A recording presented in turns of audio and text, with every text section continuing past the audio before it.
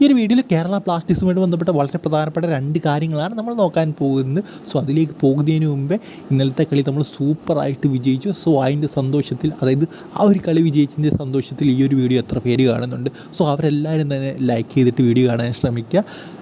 1000 നമ്മുടെ ലൈക്കിൻ്റെ target. So എല്ലാവരും അതിലേക്ക് എത്തിക്കുമെന്ന് വിചാരിക്കുന്നു. ഇന്നലത്തെ കളി എന്ന് പറയുന്നത് വളരെ ഇമ്പോർട്ടൻറ്റ് മാച്ചായിരുന്നു. നമുക്ക് ആ ഒരു കളി വിജയിക്കുക, നമ്മുടെ ഫോം തിരിച്ചെടുക്കുക, ആ ഒരു കോൺഫിഡൻസ് വീണ്ടെടുക്കുക, അതെല്ലാം വളരെയധികം ഇമ്പോർട്ടൻ്റ് ആയിരുന്നു. ചെന്നൈ എഫ് നമുക്കറിയാം അത്യാവശ്യം നല്ല ഫോമിൽ കളിക്കുന്ന ഒരു ടീമാണ്, 4ാം സ്ഥാനത്ത് നിന്നൊരു ടീമാണ്. സോ അവർക്കെതിരെ ഈ ഒരു വിജയം എന്ന് പറയുന്നത് വളരെ സന്തോഷം നൽകുന്നൊരു സംഭവം തന്നെയാണ്. എന്തായാലും അതിൽ നമുക്ക് എന്താ പറയുക, കുറേ നാൾക്ക് ശേഷം നമ്മൾ സ്വന്തമാക്കിയ കുറച്ച് റെക്കോർഡുകളല്ല, അതായത് കുറച്ച് മോശം റെക്കോർഡുകൾ അത് നമുക്ക് നല്ല രീതിയിലായ ദിവസമാണ് ഇന്നലെ എന്ന് പറയുന്നത്.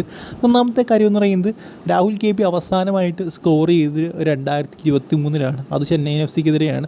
എന്തായാലും 2024 അദ്ദേഹം വീണ്ടും ചെന്നൈ FC-ക്കെതിരെ സ്കോർ ചെയ്തിരിക്കുകയാണ്. അതായത് ഏതാണ്ട് 32 മത്സരത്തിന് ശേഷമാണ് രാഹുൽ KP സ്കോറിങ്ങിലേക്ക് വരുന്നതെന്ന് തന്നെ പറയണം. എന്തായാലും ഗുഡ് ഫൈൻ എന്ന് തന്നെ പറയണം. ഇനി അടുത്ത ഒരു കാര്യം എന്ന് പറയുമ്പോൾ, കേരള ബ്ലാസ്റ്റേഴ്സ് അവസാനമായിട്ടൊരു ക്ലീൻ ഷീറ്റ് കിട്ടിയതാണ്ട് 334 ദിവസമായി എന്ന് തന്നെ പറയണം. അവസാനമായിട്ട് നമ്മൾ ക്ലീൻ ഷീറ്റ് നേടിയത് മുംബൈ, അതായത് മോഹൻ ബഗാൻ സൂപ്പർ ജയൻസിനെതിരെയാണ് 27 ഡിസംബറിന്.